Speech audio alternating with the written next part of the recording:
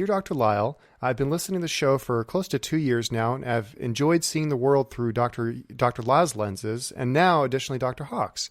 I was wondering how Dr. Lisle reconciled two seemingly opposing thoughts that I've heard on separate episodes. Number one, that CBT is an effective therapy to mitigate cognitive distortions. And number two, that the human brain and nervous system does an immaculate job of evaluating its effectiveness and status within a group. If our brains do such an amazing job of evaluating feedback from the group, why are cognitive distortions so common? Really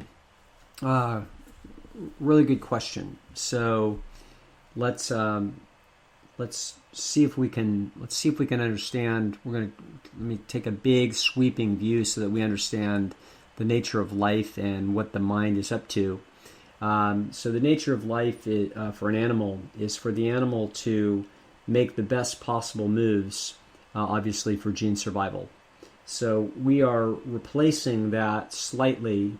We have a slight modification of that in human life, and that is that we're trying to essentially optimize our happiness or our life experience as opposed to gene survival.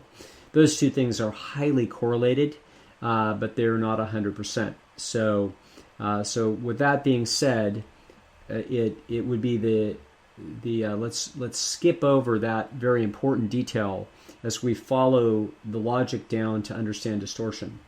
So any animal's understanding of reality at any point in its life is distorted. So a fox doesn't know where the rabbits are. It has a guesstimate about where the rabbits are, but it's not sure. And so it actually is operating under a distortion. In other words, it doesn't know the exact concentration of rabbits on the 3 acres to its left versus the 3 acres to its right. All it can do is get an estimate. It may even have them rank ordered properly. It may know that there's more likely to be rabbits on the 3 acres to the left as opposed to the right, but it doesn't know how concentrated. And what it doesn't know is that the 3 acres behind it are actually more concentrated than the ones on the left. So you're always operating under distortion. What Aaron Beck noticed with a very simple little feedback check looking at depression 50 or 60 years ago, I think it was the 1950s. He was a psychiatrist at the University of Pennsylvania. And he decided to do something very simple. I don't actually know how this was born or why he did it, but he asked depressed people to sort of write down their thoughts about things. And he believed that he noticed in their reports that their thinking seemed to be distorted. And he thought, you know what? I think that they have an unrealistically negative view of themselves and the future and the world. I just think that they're just generally negative. And so then he thought to himself, well, maybe I ought to try to tell them that and sort of knock some sense into their head and point out to them that I actually think that their thinking is distorted. And so he did that, and he seemed to have some success. And that's the dawn of cognitive therapy. Now you might say, wow, that's the big revolution and revelation. It's like, yeah, but it seems like that's what, of course, people have been naturally doing forever. So it's like, well, gee, I don't think I'm ever going to get a girlfriend, not after Susie dumped me. It's like, hey, well, listen, kid, there's always somebody else that's going to come along. Next year there's a new class of freshmen, and you'll be a junior, so you're a little more cool than they are, and maybe you get a shot at one. You know what I mean? So obviously the process of human beings talking to each other and reasoning through challenging situations involves the attempt to try to, under ideal circumstances, both people are attempting to minimize distortion. And so a good friend is listening to a friend's possibly distorted inferences and attempting to correct those with more realistic information. So that's cognitive therapy. I mean, it's got a fancy sounding name cognitive therapy and cognitive distortion, but and it sort of deserves it. In other words, we could actually drop the word cognitive, because what other kind of distortion would there be? All right, so obviously it's a mental process of estimating the truth, so it would have to be a cognitive distortion. It couldn't be any other kind. Now, and then Beck was sort of reasoning things through. Now remember, this is the backdrop against the two twin grand theories of psychology that are sitting outside of this are psychoanalysis, which has its own view of essentially distortions and how it is that people come to be depressed, and it's got its own deep, conflicted Freudian mourning and melancholia, crap that he cooked up. And on the other hand, behavior therapy or sort of behaviorism doesn't really have anything to say about this. And so this was, the humanists had their own ideas of various kinds, but which made quite a bit of sense. In other words, Carl Rogers is inferring that people are sort of short of positive regard and that they need positive feedback. So that's what he's thinking, and which has some truth in it, obviously. We see the seeds of esteem dynamics in that thinking. But Aaron Beck is coming along with something that is very sort of engineering style, very matter of fact, very, he's a psychiatrist, but he's not succumbing to psychodynamic crap. And he's also not succumbing to the prescription from behavioristic science at that time saying you can't look at the phenomenology of the individual. To behaviorists, asking people their opinions and why they think and feel the way they do, it's like, oh, no, that's not what we do. We just watch their behavior. Forget about talking to them. You can't do that. That's going to be misleading. And Aaron Beck, fortunately, was in a department of psychiatry instead of psychology, so he wasn't being browbeaten by the Skinnerian dominance of the time. And he says, no, I'm very interested in what it is that these people report. I think it's important. And it looks to me like they are unrealistically negative. And so now what I'm going to do is my new, quote, therapy is going to be to essentially reason with them. And let's see if in fact they're making incorrect inferences about the data that they've seen and why it is that they're making the inferences that they're making. And let's see if I can change their mind. And if I can change their mind, I believe that the reason why they feel the way they feel is because they think what they think, and that their feelings are a derivative of their thinking, which is absolutely true.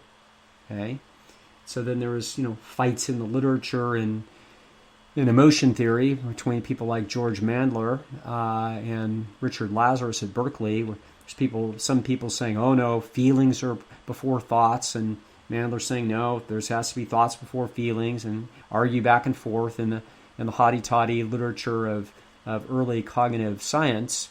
And it's obviously true. And I think another Robert Zions was a big guy saying, oh no, feelings come first. This is all total bullshit. The obviously information processing comes first, and of course these guys couldn't possibly understand because they don't have a sophisticated enough theory about how the mind works at that point. So of course what the mind is doing is it's analyzing data.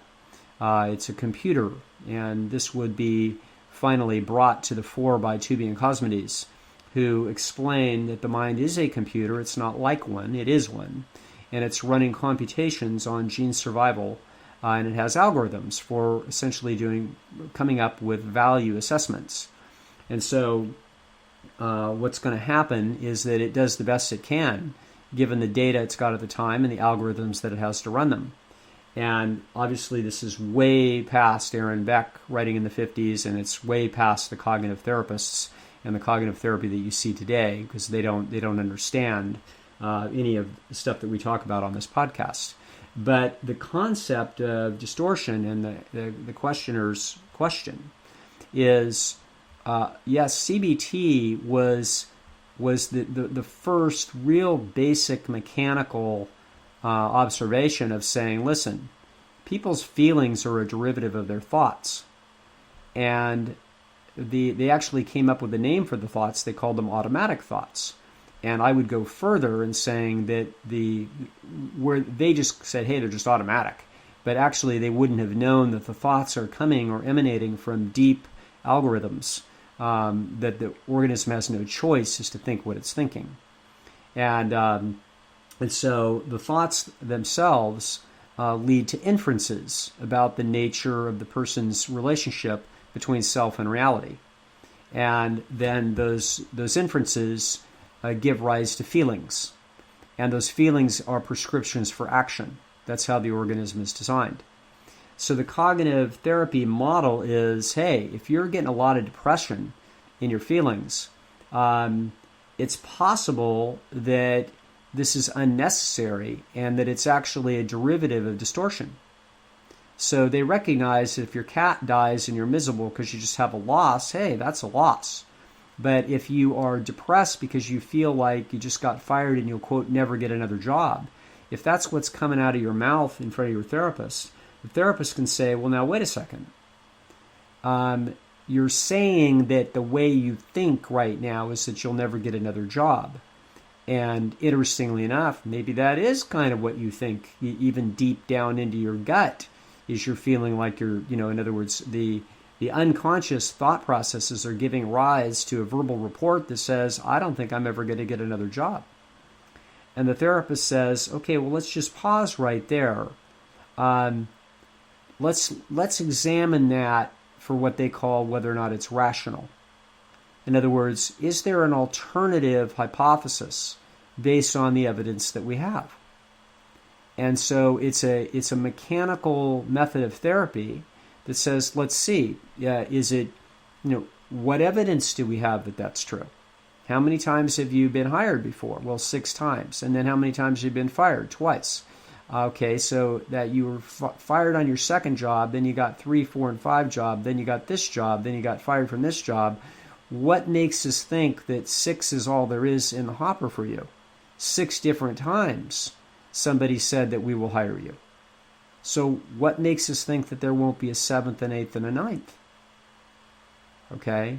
So essentially pointing out the fact that the individual can be making an inference that isn't supported by the evidence. This is what cognitive therapy is. Now, and it's pretty good. It's the best thing that's been shown, okay, up to this point empirically for a wide variety of psychological ills. Now, I believe, of course, that it can be radically improved if it has a more sophisticated model as to the nature of distortions. Cognitive distortions are, of course, what it is that we're attempting to reduce in any kind of therapeutic process, because distortions are the source of mistakes in the person's or the animal's decision-making. That is the source of error. And errors lead to failures, and failures lead to bad things.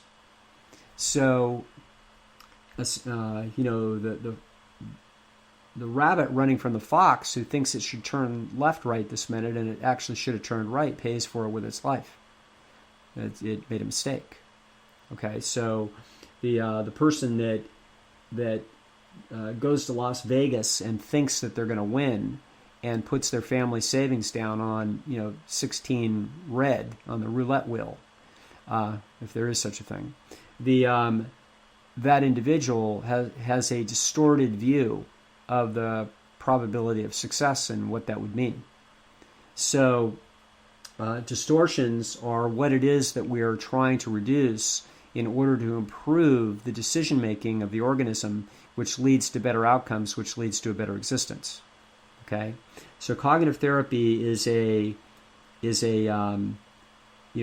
relatively crude but straightforward and relatively reasonable approach towards attempting to reduce distortion. Now, the second question is to say, okay, well, I brag about how sophisticated the mind is and how it works extremely hard at trying to figure out where the person stands vis-a-vis the environment. So how how does that square with the fact that distortions exist, and that cognitive therapy is potentially, or any kind of therapy, is a device or a technology to reduce distortion? Well, first of all minds are operating under distortion all the time. It's just a matter of how much distortion. So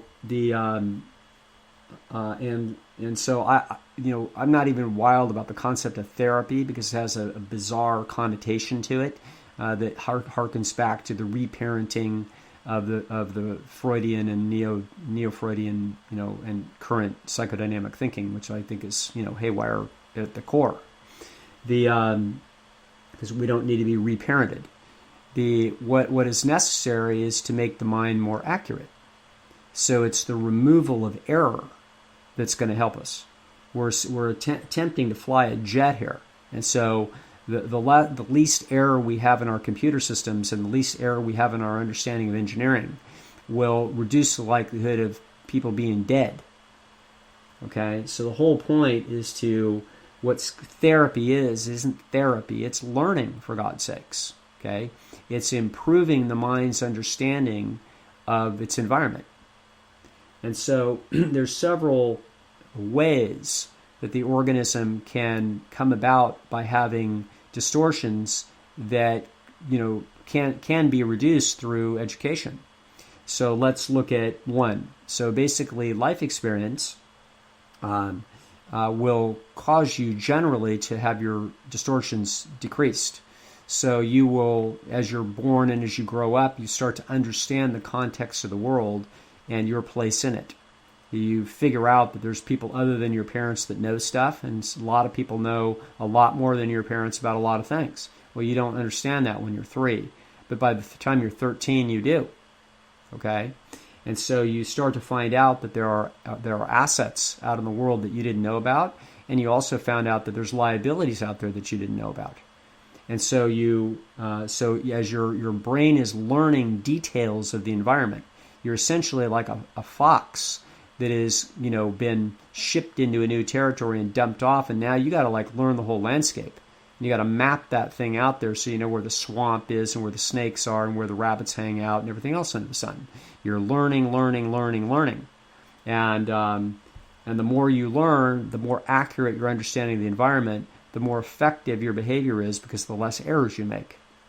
Now, so your life experience, i.e. the data that you have in your head, helps you be more accurate in how it is that you approach the challenges of life. So it can be easily the case that individuals have had a relatively strange-looking data set has come their way in their life experience, and it will tip them either overly positive or overly negative. And that data set, which is inevitable, okay, think of a list of random numbers. And random numbers have patterns in them that get people all excited. This is the fiasco of stock market analysis. Okay, the notion that we're going to see patterns there, and we'll run correlation coefficients, and then we're going to bet on it. Okay, so a person can, for example, and you will hear this, they'll have 2 or 3 things go wrong in a row, and they're thinking that they have bad luck, that this isn't their day, or it's not their season, or whatever the heck the deal is. And it's not. This isn't the way it is. This is. It isn't necessarily at all. It likely has their failures or their negative feedback has causes. Those causes are unmysterious. They may not be identified, but an expert may be able to identify what they are, and therefore you may be able to change your odds by understanding the roots of why it is that you've experienced failure. So your experiences, I had a person that had a company go south on him, and he was completely flabbergasted by this because his previous company had been very successful. And he actually believed that the reason his previous company was successful is because he was smart and hardworking and honest and decent. And I explained to him, no, that isn't why you were successful. You're successful because you're smart and decent and honest and hardworking and lucky. Okay, so you forgot the fifth variable. Magic sauce. Okay, what's that? The magic sauce. The magic sauce, exactly. Okay, and so therefore, this was important, and he had not actually understood the nature of the competitive realities of that marketplace well enough to really dig into the probability and statistics. And as a result, that's why he took a chance in the first place. It's because he was overly optimistic and believed that hardworking and decent and honest and smart was going to be enough. And it's like, well, he lucked out. Good for him, okay? But it set up a distortion in his mind and in the people that invested in him the second time around that he had the special sauce. And it's like, no, he didn't.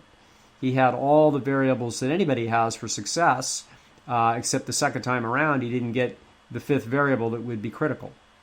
Okay, so therefore, quote, therapy is going to be about a sophisticated education about the nature of, by listening to people and understanding what they're thinking, we try to get clear about what inferences they're drawing from the experiences that they've had, and we try to figure out whether those experiences are actually, and the inferences that they're making from those experiences are actually mapping onto the competitive realities that actually await them in further interactions with the marketplace. And sometimes they don't.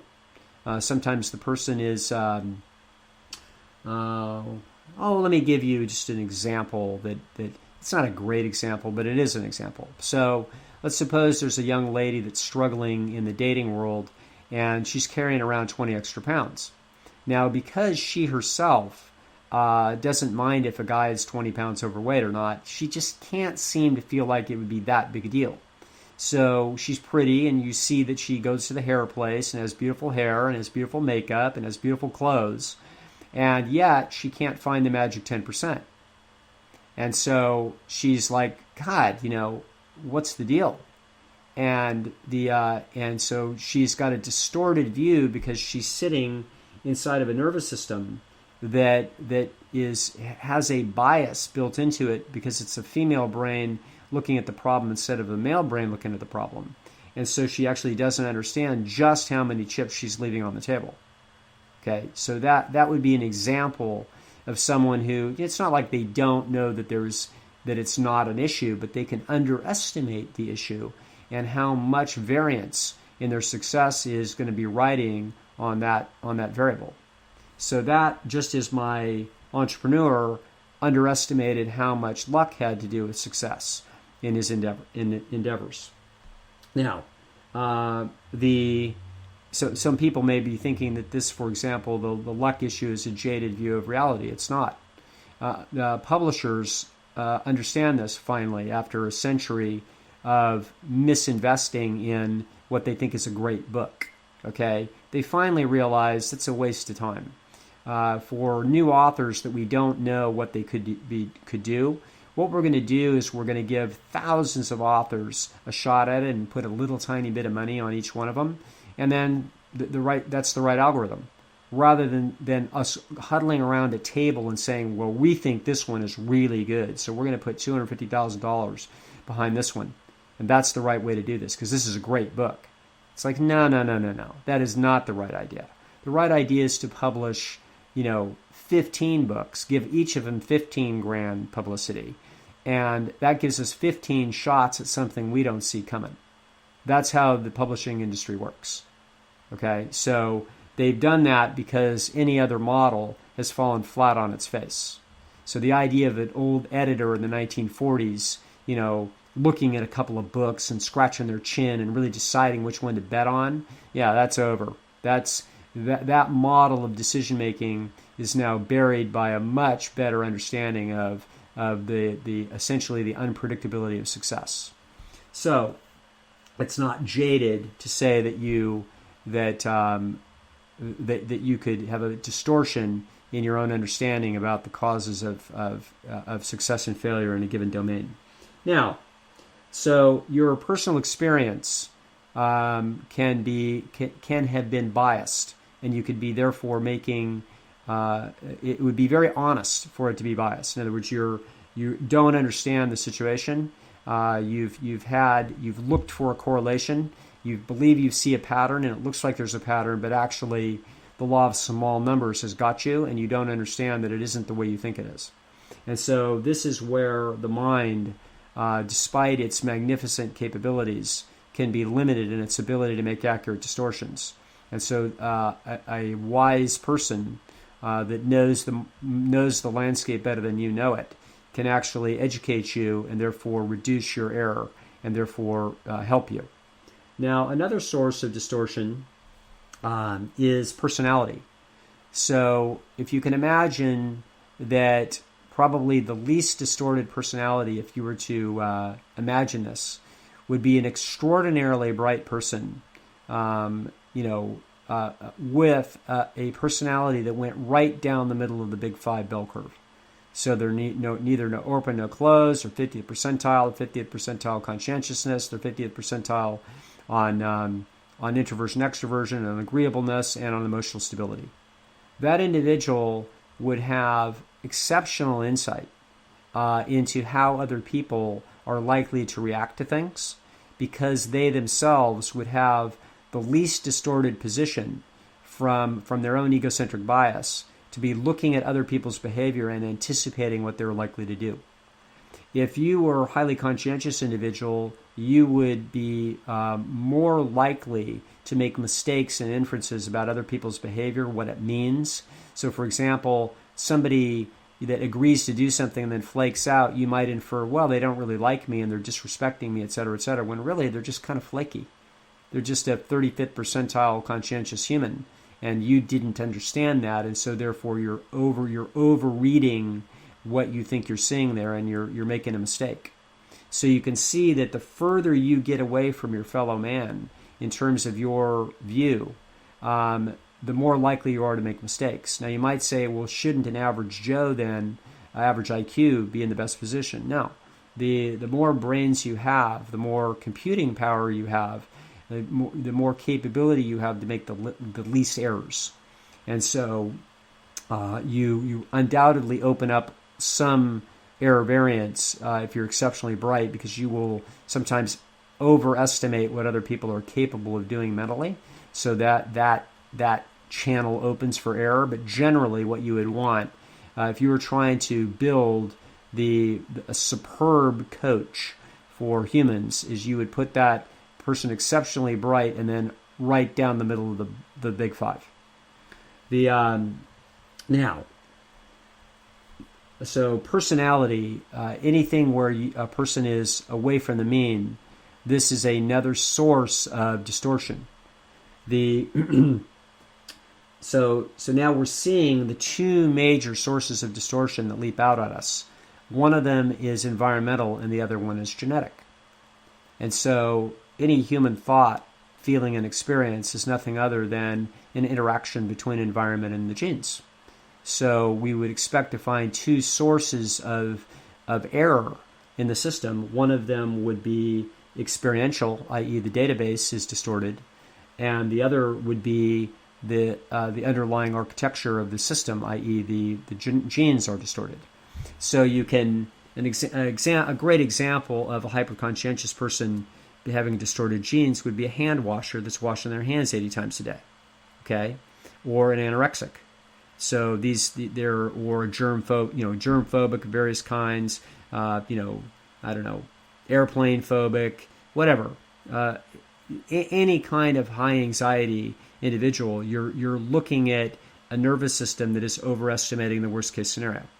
So this is an example of how the genes are driving distortions, and therefore they're driving error and they're driving unpleasant fallout as a result of that error. If you were, for example, not very conscientious and extremely open, then those distortions would lead you to take risks that seem reasonable to you, but then will very likely wind up in tragedy. Okay? So that's the other way that it works. So another source of distortion for a mental process would be chemical. So if you've got drugs in the system, alcohol, etc., or sleep, or actually possible injury, a brain injury. So any assault on the integrity of of the neural architecture in any way is going to add distortion to the mind's ability to make estimates of its nature of relationship between self and environment.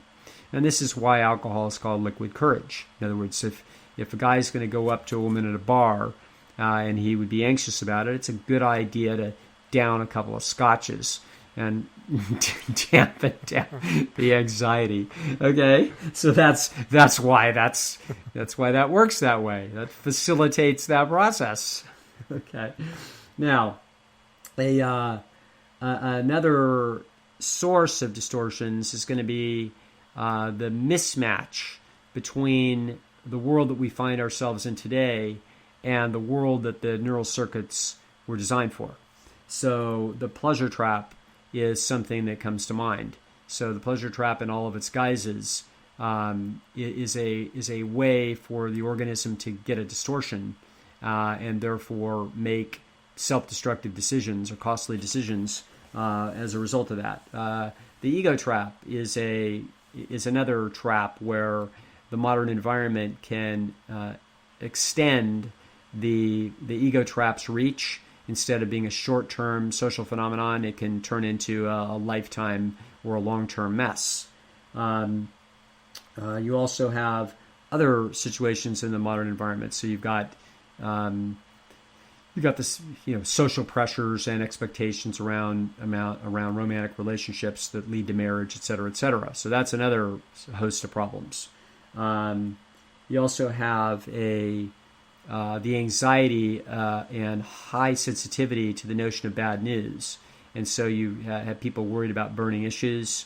You also have people worrying about, essentially overestimating the likelihood of tragedy happening to them because they're seeing tragedy on the news, et cetera, et cetera.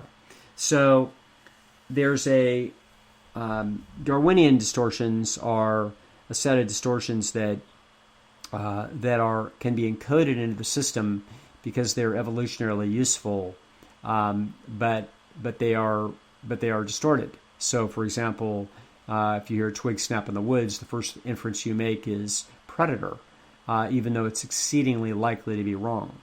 So it's an adaptive distortion, but it's a distortion. It's not distorting the CB on what would be the highest and best use of the organism's musculature at that moment. In other words, it should get ready to run every single time it hears that thing, even though it has no additional evidence that it might be a predator. So the system was shaped properly in order to run that motivational calculus. But when we look, we see that it's quite interesting how the inference that the organism is making, the phenomenology of the organism is, oh shit, what's that?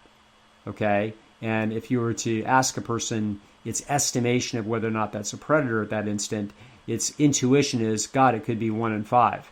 When the reality is the real likelihood is 1 in 5,000.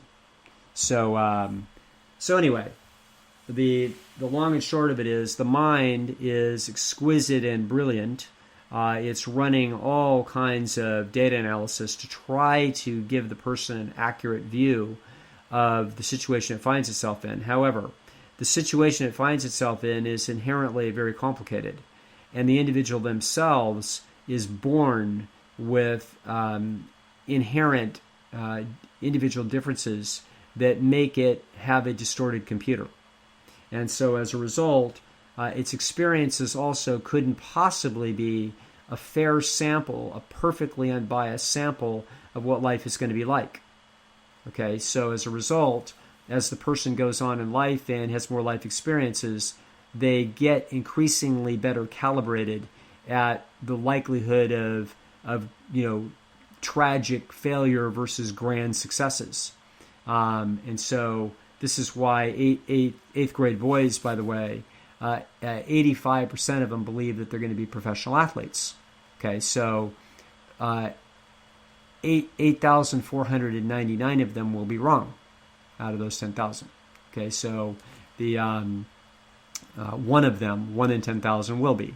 So it's no tragedy that the other 8,499 have to face. They just have to face a recalibration, a removal of the distortion that they're sitting on as 8th graders. So that's the a very long answer to what is actually a great question about the nature of distortion, cognitive therapy, and you see now, as I go through the distortions, you're seeing a more sophisticated view of the nature of the generation of distortion than you would have in cognitive therapy. Cognitive therapy doesn't understand anything about behavior genetics. That's not part of its playbook. And it vaguely would understand that experience is what drive distortion. It wouldn't know anything about Darwinian distortions.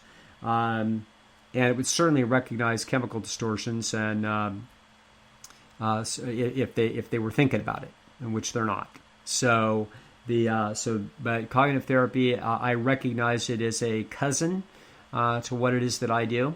It's a distant cousin that was a forerunner of what I consider, cutting edge modern clinical psychology, which is which is essentially cognitive therapy that is embedded in the biological consilience of evolutionary psychology. Absolutely fascinating. Dr. Lisle, you said it was a long answer. It's 40 minutes, but all I have to say is I missed you.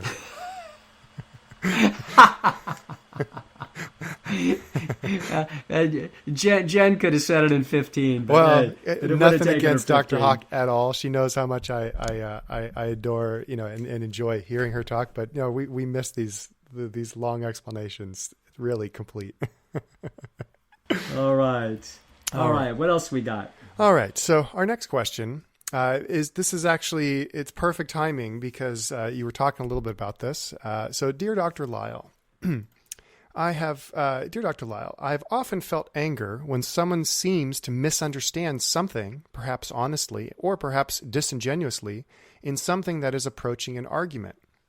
The feeling often keeps me from explaining exactly what I mean because I just expect that the exact points of the disagreement are disingenuous. So it won't matter, and I will only regret justifying myself and, quote, opening up. You've often mentioned that communication in relationships isn't faulty the way most psychologists say, but you've also talked about getting crystal clear. So should I beat my genes and get crystal clear in these cases, or is the inference that it won't change a thing correct?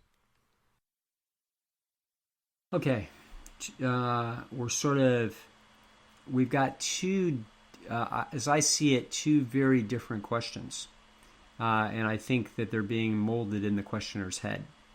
So one of them is going to be the nature of anger and argument in general. The other is going to be the nature of repeated anger and argument within relationships. That's a whole different issue. Okay. So let's begin with the nature of argument. So the way this person is tracking their internal experience is admirably accurate. In other words, as soon as we begin to sniff an argument, we pick up cues that the person is starting to use tactics, either in the logic of what they're using, or it could be in any of the 5 communication channels. So it could be facial expression, body posture, touch, voice tone, or the words themselves. So any way you slice it, we're picking up cues that they are intending to win. Okay, now, it's going to turn out that the reason why we're angry is that we believe that they are not playing fairly. So we can sniff that they're not going to play fairly. So this is clearly an ancient game theory dilemma for humans when there's a disagreement. So what will happen is people, if you start to pick up cues, and the cues are, when I talked about the magnificence of the mind, one of them is, what are we talking about, and what is the social context right now? What seems to be the point of dispute? And is something about this, are they aiming for some resources here to take them away from me rightfully in some fashion? And that they're going to try to wangle to get these resources. So they're going to be treating me unfairly. And which means that they are essentially inferring in some fashion that they deserve these resources and that I don't deserve them, or my share of what I believe my share is. So those resources could be esteem easily. Okay, so it could be like, hey, listen, don't you know who I am? I blah, blah, blah. Okay, so this is, and what I believe to be the case is that in these essentially resource allocation disputes that took place in Stone Age villages, that when there was a disagreement, notice how voices rise. They do not remain at the same level. The decibel intensity increases. This indicates to me that the arguers were attempting to display their irritation that they are being egregiously cheated, and that they want to draw attention of other members of the village because they're going to want to have a jury. And then what happens is that, like let's suppose it's, no, you told me that you were going to give me 5 coconuts for that carving, and now you're coming with 3, and that wasn't our agreement. Okay, I can already feel myself like I've never even been in this situation. I'm already getting hot under the collar. Okay, so the point is that you can feel like, hey, no, this is what our deal was. Okay, and so you can feel that anger starting to happen, and what we're doing is that we're bringing in a crowd. Okay, and we're attempting to win this thing very quickly because the crowd is not very interested in our dispute. They are vaguely interested in our dispute, and our increase of our voice tone is a signal to the village that we need, we've got a dispute here between 2 village members, and we need a jury, okay, to decide this, because we got a disagreement, and we aren't going to resolve it. So somebody's going to have to back down, okay? And so the jury is going to decide who needs to back down, who isn't playing fair. And so as a result, what's going to happen is, what I notice in human argumentation is that people do not play fair. They use rhetorical tricks. They go right for the jugular. They give biased samples of the evidence. They conjure up ancient history with respect to that other individual that has nothing to do with the current pattern, but is tangentially damning. And as a result, this is when you start to smell that the person on the other side is going to dig their heels in and that they're going to go to the mat on this dispute, you feel the same. This is game theory. Okay? So game theory says, don't let them steal a march on us. I can be just as shitty as you can be. Okay? And in fact, I can remember when I was a little kid, I don't know, I was having some problem in kindergarten, or I don't even remember. And so there was an old guy named Mel at this auction in downtown Long Beach that we'd always go to the auction because my dad was really cheap and he just loved the auction. He'd get things for 10 cents on the dollar. And there's the old auctioneer named Mel, of course, is just tough as an old boiled owl. And my dad was would have been a young man. I would have been 5. Well, my dad was 35. And Mel was an old tough guy. And there was some discussion about, me and some fight at school that, of course, didn't happen, but could happen. And I was worried about it. And my dad said, like all good, responsible, conscientious men, well, you don't start it, but you finish it. You know what I mean? And so I was clearly had some kind of anxiety. And Mel said, no way. No, you hit him first.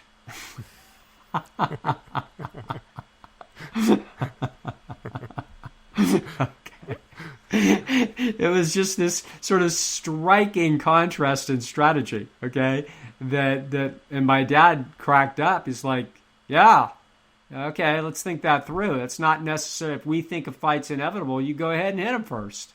And so, not that this ever happened in my life, but it was an interesting sort of moral sanction from the elders in the village. Like, hey, don't get hit first, then you're at a disadvantage. So similarly, argument clearly works this way. Go ahead and hit first. Hit hard. Okay, sucker punch him. And so you can feel this If you didn't have any better evidence of this, look at the presidential politics that have been going on for the last several years. It's unbelievable. Like, it's all about hitting sideways, seeing when they don't see it coming, as hard as you can. Okay, so the person's sort of knowledge that they can see, hey, wait a second, I find myself getting angry. That's right. That's your internal signal that you're being treated unfairly. And you're going to threaten them that they better back off or there's going to be consequences. Okay, that's what's going on. So obviously that's not going to happen too much repetitively with people in your environment unless you've got some boss that's constantly asking you to stay overtime and you're not in a position of power to tell them to go to hell. Okay, so usually, but you may have some mother-in-law that's just always irritating you because we've got this kind of a situation and it's repetitive. But now you understand what's at the root of this. Normally, we wouldn't have a repetitive problem with somebody unless what we have is a disagreeable person on the other side of the equation, and a disagreeable person by genetic nature has a biased view as to what's fair. And so they're always feeling like our offering is not adequate, and therefore they're snarling at us that we're cheating them, and then we can, in the early game we may feel guilty, but after repeated exposures to this, it's like, no, you're out of line. And we feel ourselves rising to the occasion to try to defend our time and our energy against someone who has unreasonable demands. So that all being said, that's the explanation of the anger mechanism and why you feel what you feel, because you are caught in a game theory dilemma. As soon as you sniff that somebody's going to treat you unfairly in a negotiation, you can feel that you better defend yourself. So now, in a relationship, if this is happening consistently over time, we got a serious problem. Now, a therapist, of course, modern therapist doesn't have any idea why anybody's angry. Okay, they think it's hurt and that there's bruises from the past that remind us. God knows what they think. They're just convoluted messes. Okay, no. The bottom line is that if you have anger, it's because you believe that the other party is not treating you fairly. If you're in a relationship where this is a repeated issue over time, this is not a communication problem. This is a personality conflict. Okay, this is not fixable. The arguments that you're having are Groundhog Day. They're happening all over again. Next week, the week after that, 2 weeks later, 3 weeks later, 2 Sundays out. It's like it's always going to come up because there's no underlying fix for this. The reason it's happening repetitively is the other person is not reasonable or we're not reasonable.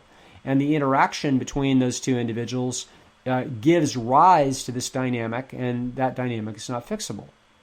Okay, now, so what I will argue is that people are actually exquisitely good at communicating in relationships. Now, let's suppose we have people who are actually quite happy a lot of the time, and then they have an argument, okay? And it's pretty bad. Okay, now that's different, because what can happen is that these instincts that say, hey, I got to win, okay? And people can feel like what's at stake here is when we start arguing with someone close to us that we generally have trusted, that we believe that they value us at a certain level. And now the negotiation, the inferences that we're making about the nature of this negotiation are that no, we don't feel that way. So I have a friend of mine who's, has really a terrific marriage, but he himself is pretty touchy. And the wife is a saint, okay?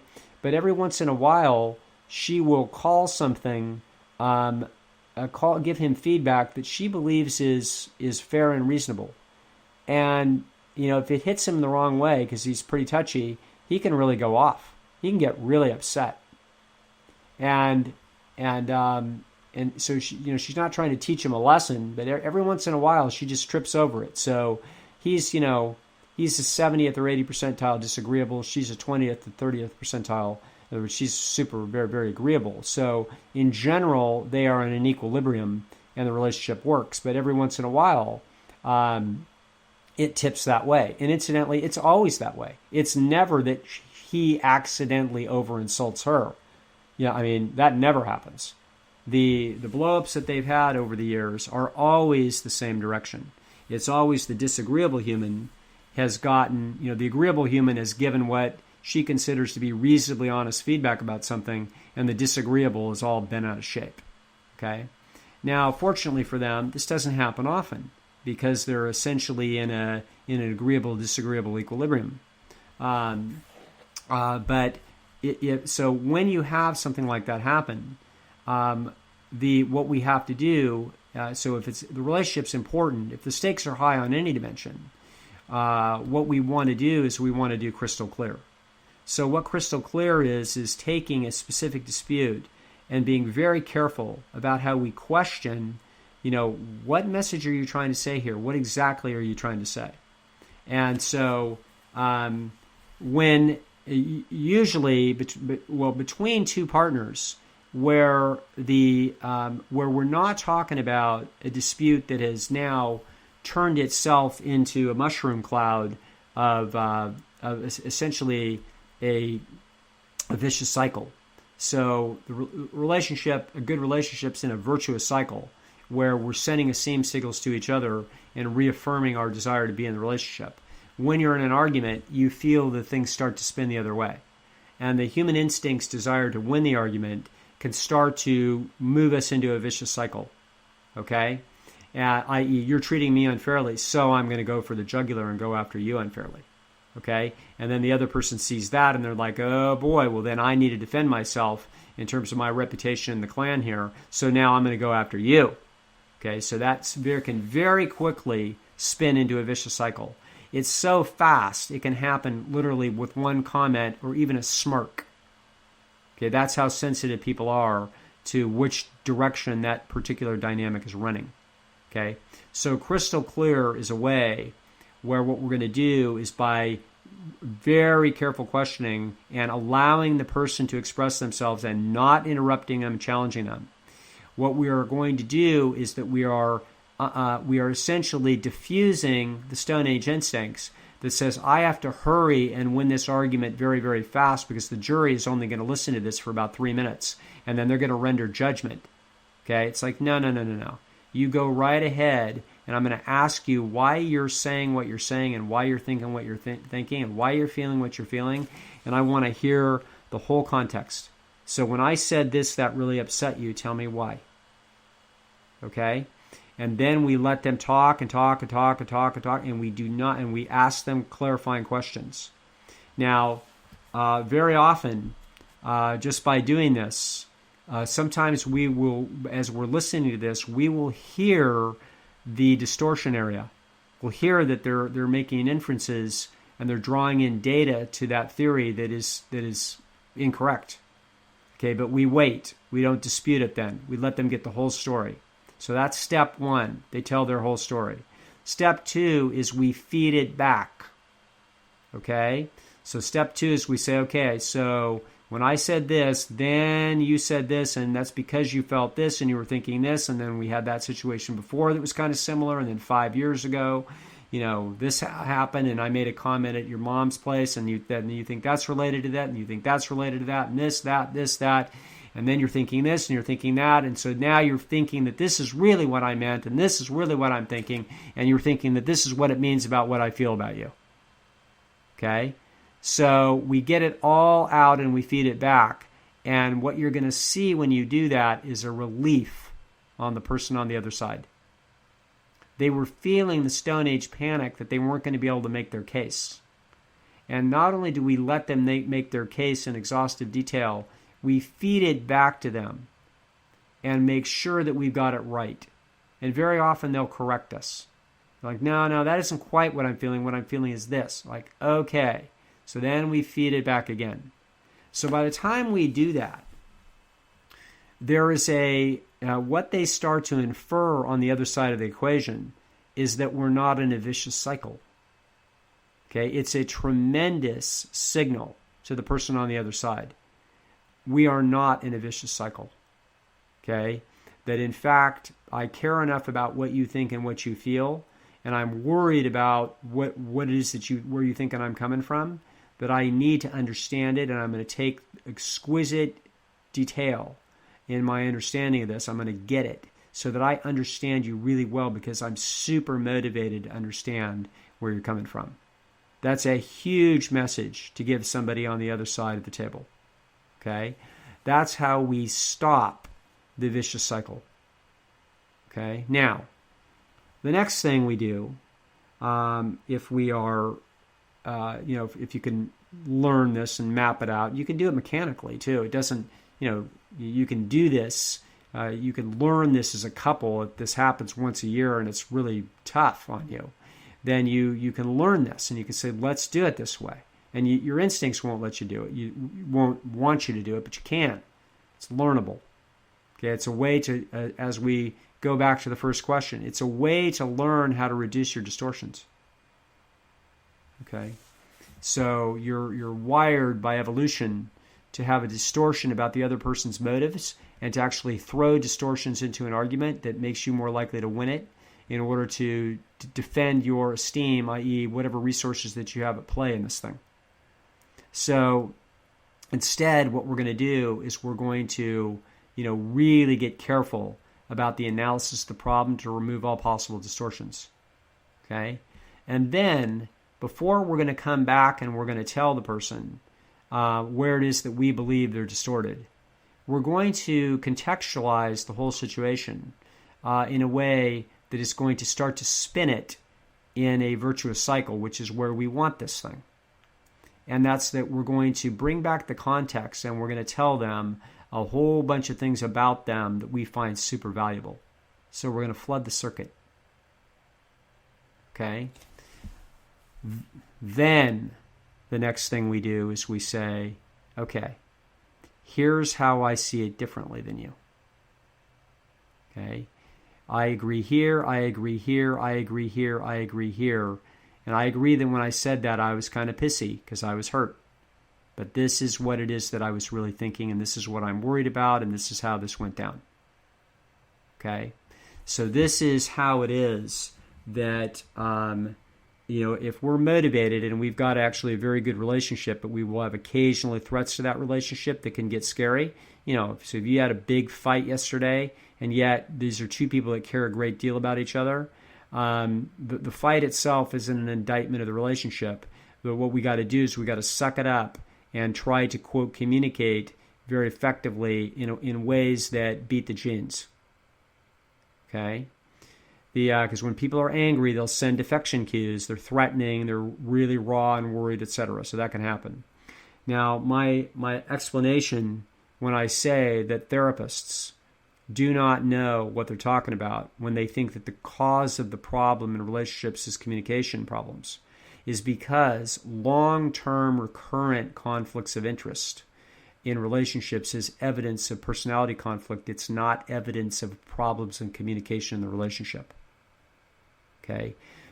What I'm talking about is the way you more quickly and more effectively repair and get better at the fact that relationships, because there's a lot of chips on the line, can have some scary moments.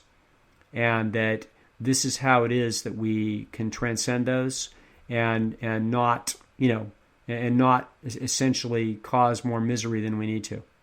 It's a way of thinking through how to remove distortions as surgically and as humanely as possible. That's what this is.